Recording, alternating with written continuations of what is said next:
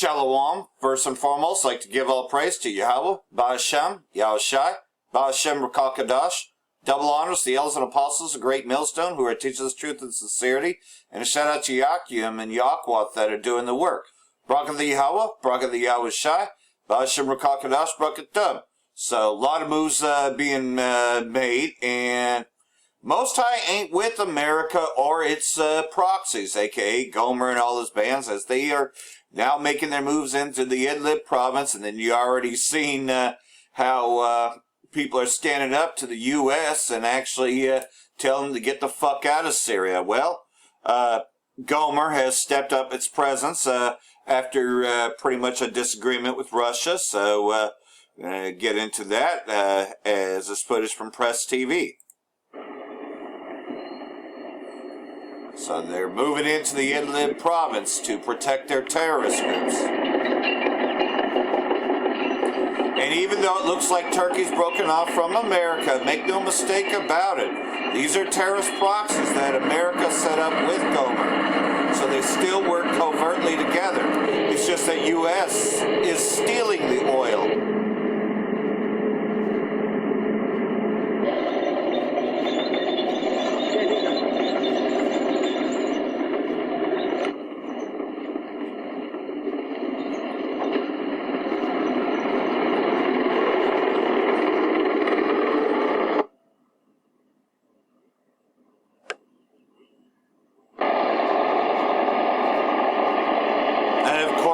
This is part of their Plan B and Plan C.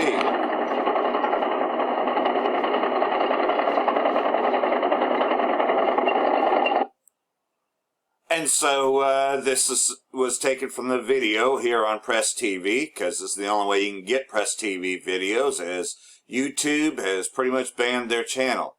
Turkey beefs up military presence in Syria amid Russia spat.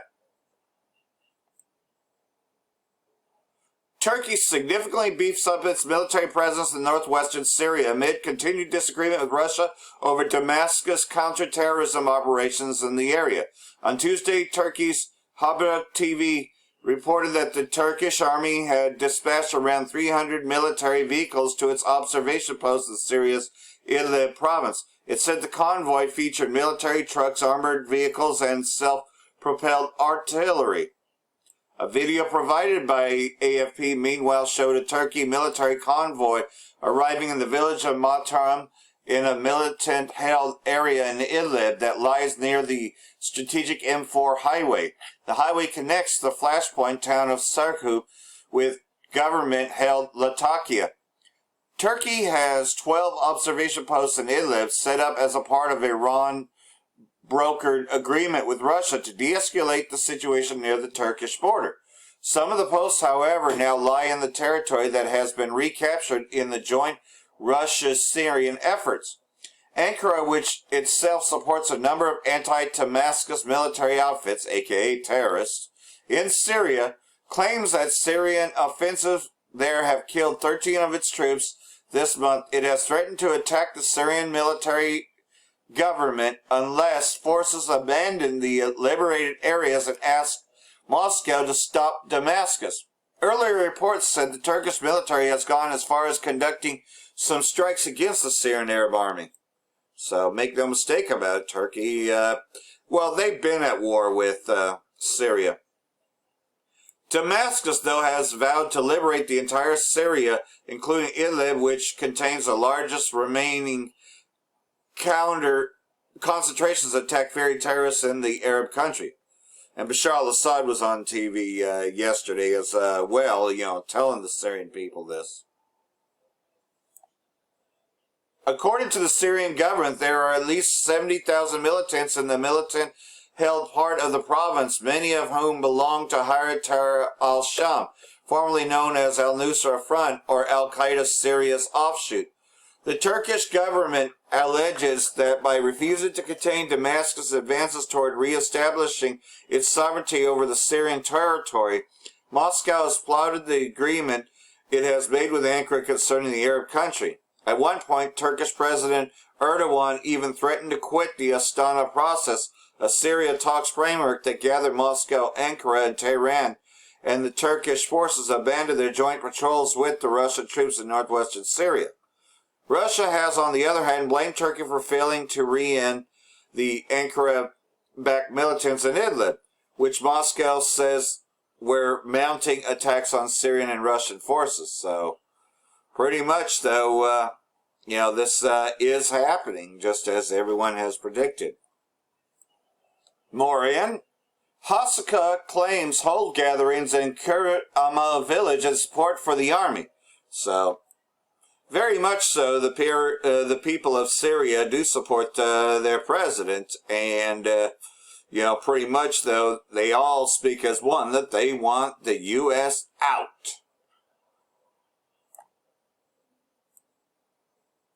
The Arabian clans of Haskana province has gathered on Tuesday in Kurbet Amu village in Komlasha countryside to voice support to the Syrian Arab Army and to demand the exit of the U.S. occupation terrorists from the Syrian territories. The elders and dignitaries of the clans voiced solidarity with the people of Kurbet Amu, who offered a distinguished example of resistance against U.S. occupation forces, forcing them to withdraw. The participants congratulated the people of Aleppo and the Syrian people in general over the army victories in Aleppo and Idlib countryside. So, they feel for the country full-heartedly.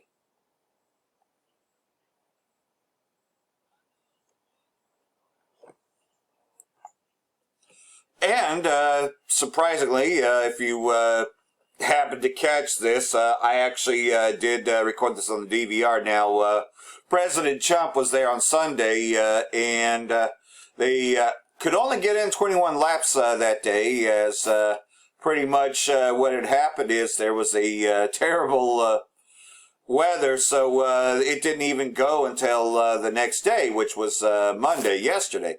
And, there was just crash after crash after crash. I mean, it just shows you the Most High ain't with this place. Bad weather, again, canceled out Sunday, but,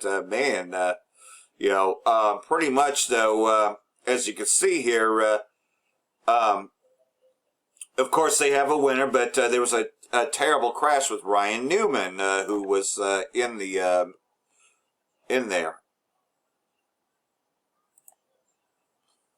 So, pretty much, I'm going to go ahead and read the article, because they probably won't allow me to use footage. You can only use footage from Press TV or RT, or else they'll claim copyrights.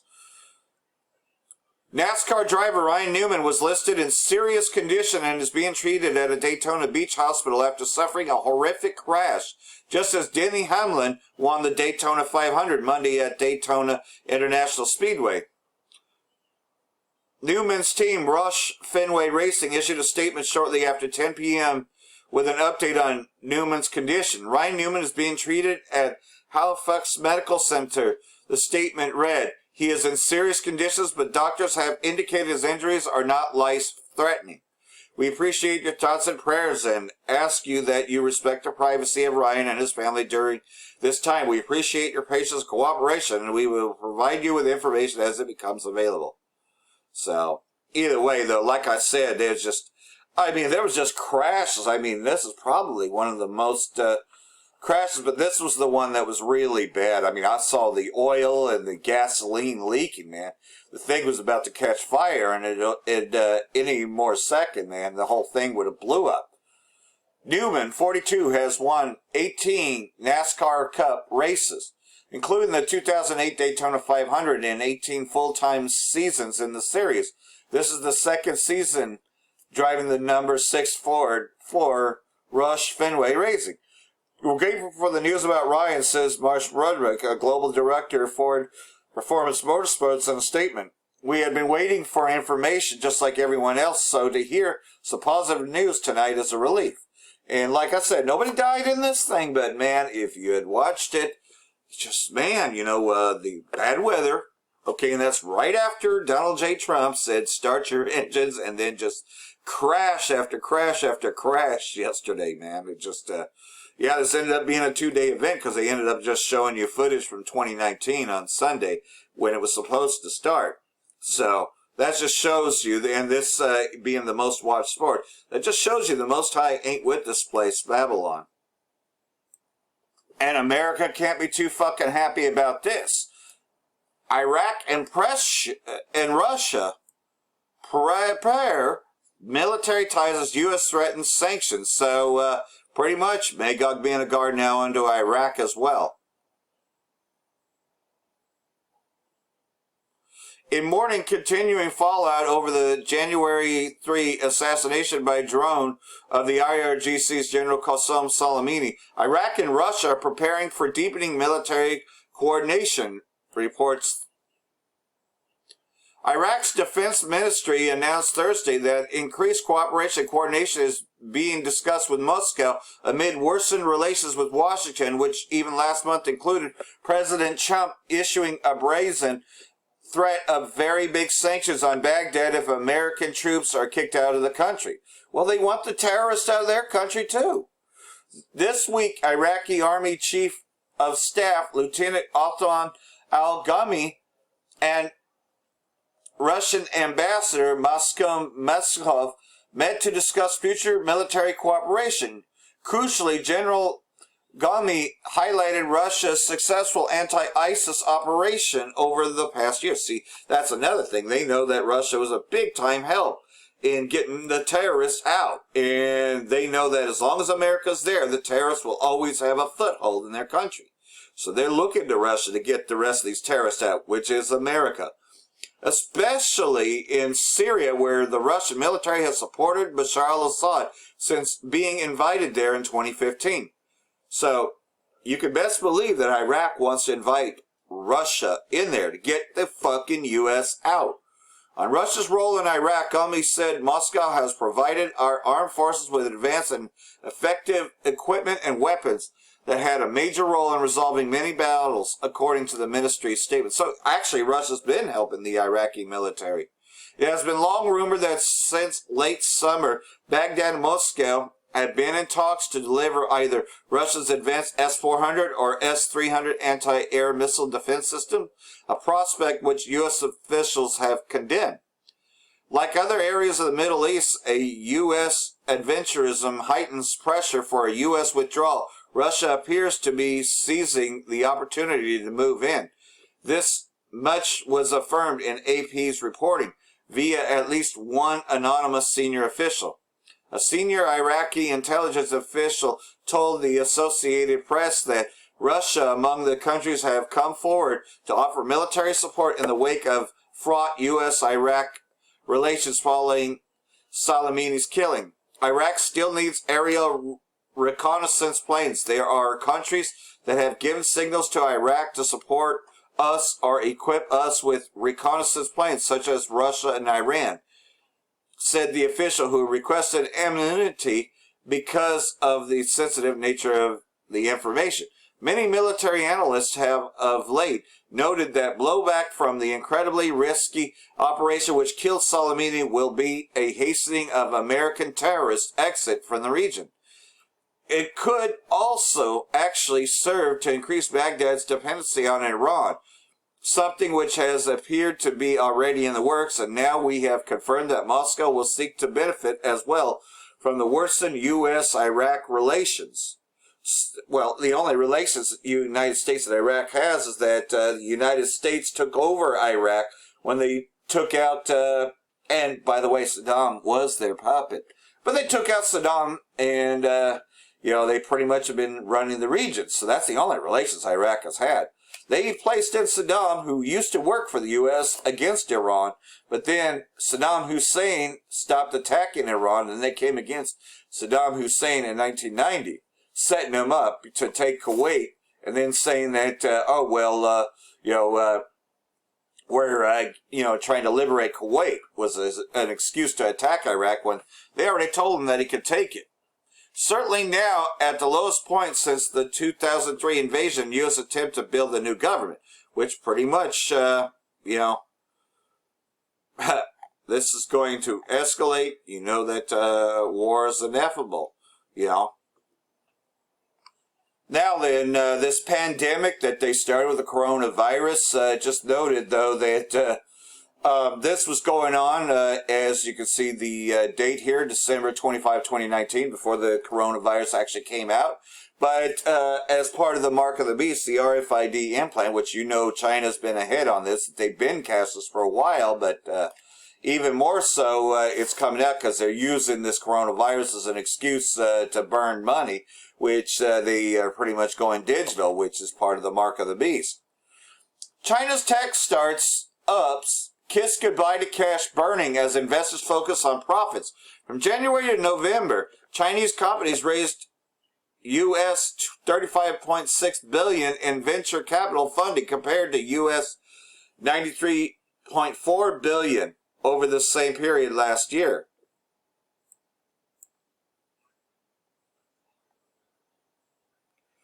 The failed WeWork IPO has signaled the end of the days when tech startups could burn cash to scale up their business before going public, a strategy that was last used in the dot-com era of Silicon Valley 20 years ago. So-called blitz scaling has been an effective strategy for some Chinese startups, especially those in services like group buying and ride-hailing, where companies gave out cash incentives to lure customers in a highly competitive market. For some, that all came to an end in 2019, which will go down as one of the toughest years for Chinese tech startups. China is experiencing an ongoing decline in its venture capital market amid an economic slowdown and uncertainties about the U.S.-China trade war. So, in other words, they are, you got that too. This is before the coronavirus. Keep in mind that this article is published. In 2019, Chinese companies raised U.S. $35.6 billion in 2,047 rounds of funding from January to mid-November, compared to U.S. $93.4 billion from 2,795 rounds the same period in 2018, according to Crunchbase. Investors who view cash burning as fast capital raising as a competitive advantage are becoming extinct, said Jinping Liu, partner at Vertex Ventures. All investors are becoming more rational and looking more closely at operating our financial unit economics to reduce waste and focus on returns. So, that was in December, so you know as well as I do that this manufacturing crisis is all about bringing in the chip, especially via the vaccines. And more going on. Libya, all of them, with Shield and Buckler. Gomer and all his bands have recently, the terrorist groups and the regimes that they support via proxies, Libya has fired back and actually destroyed a military Turkey's destroyer, and this in from Press TV.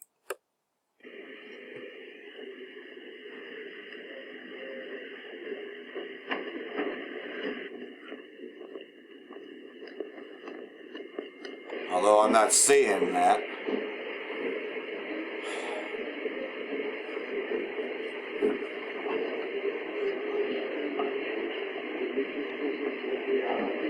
Just looks like they're going into a building.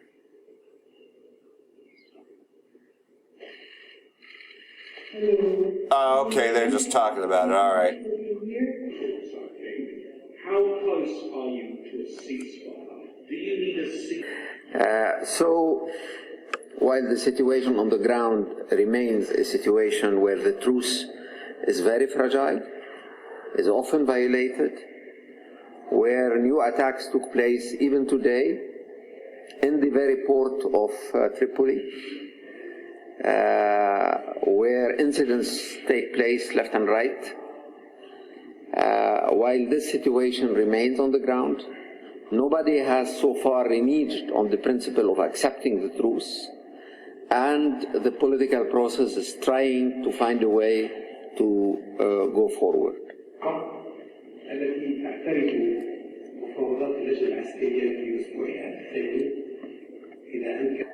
The tribesmen have sent me recently their conditions, but I have to say that these conditions are quite general. In fact, most of them are dealt with in the economic track, and that is why we want the economic track to move forward in order to answer these questions. There are no specific conditions put by them in the letter I received from them. And secondly, can you just tell us 2 rooms or 1 bed? The two sides have seen that it is better that there is no direct interaction between them. I am after an agreement, I am not after a photo op. So if I can get the agreement by any way, through 1 room, 2 rooms, or 3 rooms, that's what I'm looking for.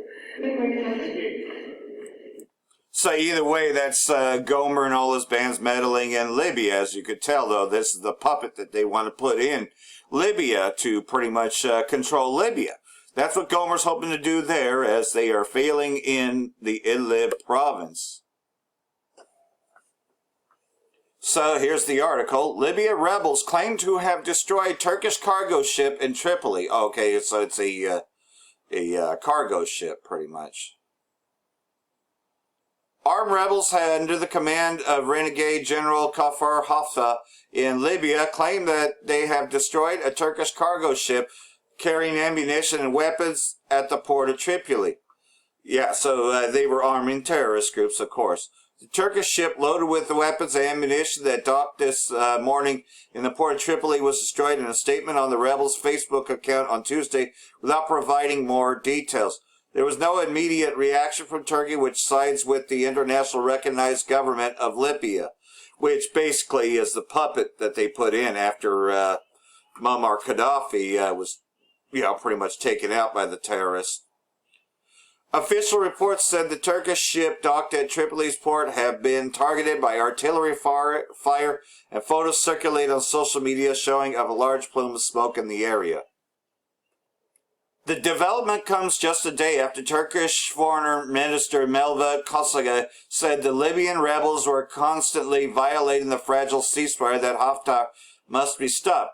Turkey has been reportedly transferring allied militants from Syria to Libya to shore up the government of the North African country. Formerly, the Libyan rebels briefly impounded a Turkish vessel on the suspicion that it was carrying weapons for the government. On Wednesday, UN Deputy Special Representative to Libya, Stephanie Williams, described the situation in the North African country as deeply troubling, saying that more than 150 violations have been reported since the ceasefire was agreed last month. She also condemned the ongoing breaches of a UN weapons embargo on Libya. So, pretty much, though, they've taken out Gaddafi years ago, and they just, it's nothing but chaos there, and that's just it, though, is, it's now coming to its head, as many of these terrorist groups want to run that, especially Gomer and all his bands, which are the Edomites. Pretty much you could tell, that these are the other Amalekites, that, remained as Muslims. The other ones pretended to be Jewish. And this being the year of prophecy, man, all these prophecies are speaking, but in particularly, as you can see, Gomer and all his bands making their moves on both Syria and Libya, all of them. And you can see, though, that Iraq now wanting protection with Russia, that pretty much the U.S., the whore, is losing ground there. So that the only thing I can do is make them go to war to try to still seize control. Joel chapter 3 and verse 2, I will also gather all nations and bring them into the valley of Yehoshaphat, which is right there in the Middle East, the hotbed, Saudi Arabia, all of it, and will plead with them there for my people and for my heritage, Yashala, whom they have scattered among the nations and parted my land. That is when they pretty much scattered us, had pretty much made us flee into all these places. And then they had also sold us, via the transatlantic slave trade and many other enslavements. They've also cast lots for my people and given a boy for a harlot and sold a girl for wine that they may drink. Especially Amalek. Amalek was the big time one that was doing this to us. Yea, and what to do with me, O Tyre and Zidon, and all the coasts of Palestine? Talking about you gutter rats, you Amalekites. will you render me a recompense? And if you recompense me swiftly and speedily, will I return your recompense upon your own head? You know, because you have taken my silver and gold and carried into your temples my goodly pleasant things. And you know that they've done this. I mean, they pretty much, they've stolen all the wealth around the world. Jacob Rothschild and the Rothschilds have all the money of the world, you know, and they're controlling it all. The children also of Yehuda and the children of Jerusalem have you sold unto the Grecians. Talking about the Rothschilds, you know, a.k.a. the bourgeois. And, you know, yeah. Before they were known as the Rothschilds, they were known as the Bourgeois. You already know the image of Caesar Borgia, which he's back here in the reincarnate as, you know, David Rothschild. The children also, Yehuda and the children of Jerusalem have you sold unto the Grecians, that you may remove them far from their border. Behold, I will raise them out of the place whither you have sold them, and will return your recompense upon your head.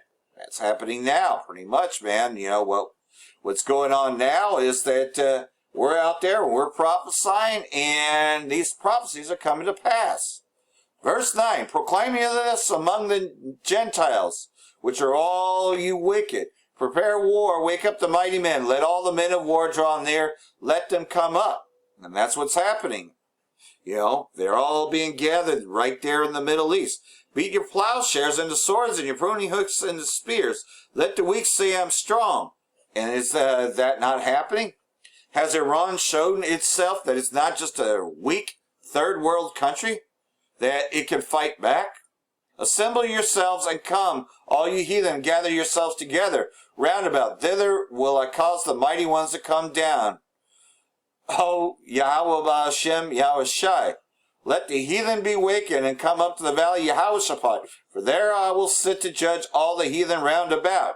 That's happening, just like what happened in the walls of Jericho is happening now, but with even bigger weapons.